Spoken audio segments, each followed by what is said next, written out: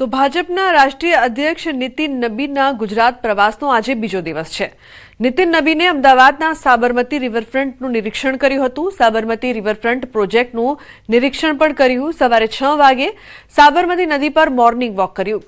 નદી કિનારે યુવકો સાથે નાસ્તો કરીને વાતચીત કરી હતી। ગુજરાત પ્રદેશ પ્રમુખ જગદીશ વિશ્વકર્મા પણ હાજર રહ્યા હતા। તો ગુજરાત પ્રવાસનો તેમનો આજે બીજો દિવસ। વહેલી સવારે સાબરમતી નદી પર મોર્નિંગ વોક કર્યો હતો, સાથે જ રિવરફ્રન્ટ પ્રોજેક્ટનું નિરીક્ષણ કર્યું હતું અને કઈ રીતે તેનું કામકાજ ચાલી રહ્યું છે તે પણ તેમણે જોયું। નદી કિનારે યુવકો સાથે નાસ્તો કરીને વાતચીત કરી હતી। તો નીતિન નબીના ગુજરાત પ્રવાસનો આજે બીજો દિવસ।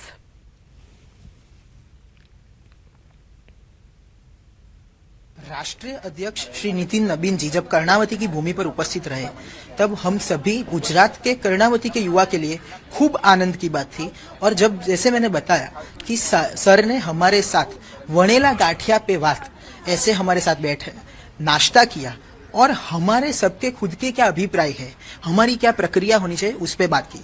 जैसे कि सर ने बताया कि एआई मतलब सिर्फ आर्टिफिशियल इंटेलिजेंस ही नहीं बल्कि एक आत्मनिर्भर इंडिया की तरफ हमारा एक स्टेप है। $1 ट्रिलियन इकोनॉमी का 2030 का वो हम फुलफिल कर सकते हैं और क्या गवर्नमेंट नई पॉलिसीज ला रही है, यूथ सेंट्रिक पॉलिसीज कितनी है, हम स्किल डेवलपमेंट वोकेशनल एजुकेशन पे फोकस करते हैं। गुजरात इस मॉडल में काफी लीड करता है अभी। अगर एवरेज देखें तो स्टेट्स का मिनिमम वेजेस क्या है और जो वर्कर प्रिविलेजेस हैं वो कितने मिलने चाहिए। तो चाय पे जो चर्चा है वो काफी अच्छी हुई। राज्यपाल आचार्य देवव्रतजीए जामनगરના ભાદરા ગામે પ્રાકૃતિક કૃષિ પરિસંવાદ યોજ્યો હતો। સ્વામિનારાયણ મંદિર ખાતે ગ્રામ કલ્યાણ કાર્યક્રમ યોજાયો હતો, જ્યાં ખેડૂતોને પ્રાકૃતિક ખેતી અપનાવીને વિકસિત ભારતના સંકલ્પને સાકાર કરવા આહવાન કર્યું હતું।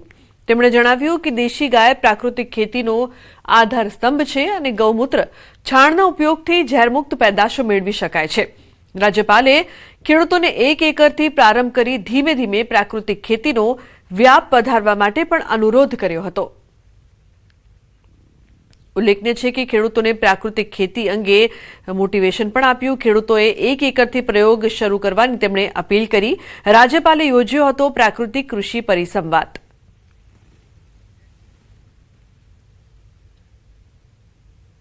अन्य समाचार सूरतथी। सूरतमां आठवा गेट पासे भाजपना कार्यकर्ताओं द्वारा विरोध प्रदर्शन करवामां आव्युं। कांग्रेस द्वारा दिल्ली में आयोजित भारतनी प्रतिष्ठित इंडिया एआई इम्पेक्ट समिट 2026 में विघ्न उभुं करीने राहुल गांधीनी अध्यक्षतामां देशव्यापी विरोध करवामां आवी रह्यो छे, जेना लीधे भाजपना कार्यकर्ताओए राहुल गांधीनुं पूतळुं सळगावीने विरोध व्यक्त कर्यो हतो।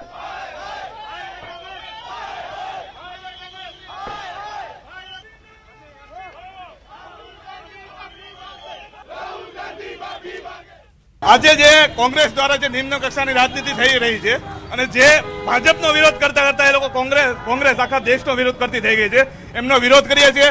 અને આવા જે રાહુલ ગાંધીના અધ્યક્ષતામાં જે લોકોએ ગુંડાગીરી કરી છે આવા લોકોને ગુજરાત પોલીસના હવાલે કરવા જોઈએ, જેથી કરીને માનનીય ભૂપેન્દ્રભાઈ પટેલ સાહેબ અને હર્ષભાઈ સંઘવી સાહેબની પોલીસ એમનો પણ સરોજાર વરઘોડો કાઢે। अन्य समाचार રાજકોટથી। રાજકોટના જંગલેશ્વર વિસ્તારમાં ડિમોલિશન પહેલા ચુસ્ત સુરક્ષા વ્યવસ્થા કરવામાં આવી છે। પોલીસ દ્વારા વહેલી સવારથી જ જંગલેશ્વર વિસ્તારમાં પેટ્રોલિંગ શરૂ કરવામાં આવી છે। અલગ અલગ વિભાગોની પોલીસ ટીમ દ્વારા સંવેદનશીલ વિસ્તારોમાં સતત દેખરેખ રાખી હતી। હાલમાં જંગલેશ્વર વિસ્તારમાં ફાયર વિભાગનો સ્ટાફ પણ તૈનાત છે। તો બીજી તરફ લોકોએ ન્યૂઝ 18 ગુજરાતીની ટીમ સમક્ષ પોતાની વેદના ઠાલવી। સ્થાનિકોએ જણાવ્યું કે રાતના સમયે ઊંઘ નથી આવતી। અમારા પર ભલે બુલડોઝર ફેરવી દે પણ મકાન ખાલી કરવાના નથી। છેલ્લા 60 વર્ષથી આ મકાનમાં રહીએ છીએ, હવે અમે ક્યાં જઈએ।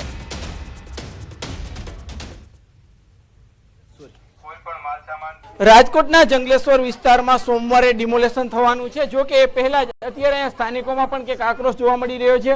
બેન, શું કહેશો? આપનો આક્રોશ કઈ રીતના છે? શું આપની પરિસ્થિતિ છે? અમારે 60 વર્ષ થઈ ગયા અહીંયા રહેવાનું। અમારે રોજ આતા છી, રોજ આ મહિનામાં પાડવાનું કીએ છે 2 दिन અને મારો ઘરવાળો નથી। અમે ક્યાં જાય?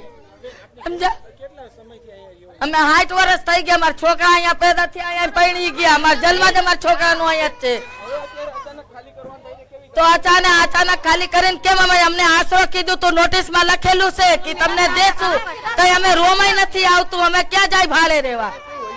હૈયું ભરાઈ જશે કે મરી જાવ, અને આવશે પાડવા તો હું પાડવા નહીં તો અહીંયા મરી જઈશ. આમાં આશરો દે તો ખાલી કરે ને, આ લોકોને સમજવું જોઈએ ને. હવે આટલું માણસ જાય ક્યાં? આ એક ફરિયામાં 8-10 જણા રહે છે. 8 જણા લઈને અમે રોડ ઉપર જાય, ક્યાં જાય કઈ સમજાતું નથી સાહેબ. રાતે નીંદર નથી આવતી, હરકું ખાઈ નથી શકતા સાહેબ. આટાણે હાલત તો જોયો અમે, કામ મેકીને સાહેબ આવ્યા રોજના 500 રૂપિયા ટક કમાવા વાળા છીએ, સાંજે પછી ખાઈ છીએ અમે, બરોબર.